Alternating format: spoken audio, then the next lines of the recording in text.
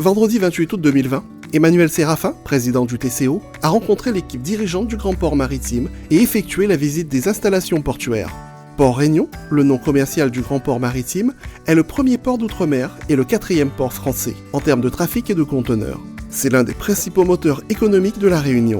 C'est un site stratégique pour toute l'île, pour son développement économique et pour son approvisionnement.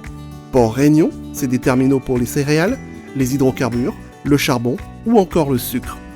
Diverses surfaces sont dédiées aux marchandises. Port-Réunion, c'est aussi des services de réparation navale et de pêche. Port-Réunion est une référence en matière d'efficacité d'environnement et de dynamisme. Alors, le Grand Port Maritime, c'est un site stratégique pour la Réunion, pour le développement économique, pour l'approvisionnement de la Réunion. Donc c'est dans le cadre du territoire de la côte ouest, c'est un outil extraordinaire. Donc il faut bien évaluer son positionnement, ses enjeux, et notamment en termes de développement sur le territoire.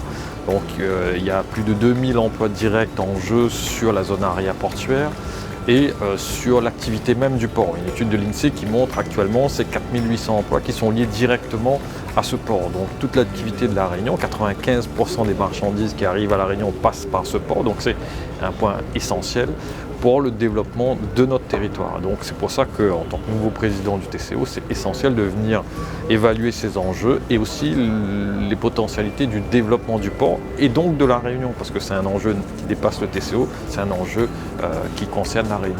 Ce matin, donc, nous avons visité avec le président du TCO les installations portuaires aussi bien au port ouest au port est. Alors cette visite pour nous elle est importante parce que d'une part le président est désormais administrateur au sein du conseil de surveillance du Grand Port. Donc il est important qu'il prenne un peu connaissance des enjeux des différents sites du port.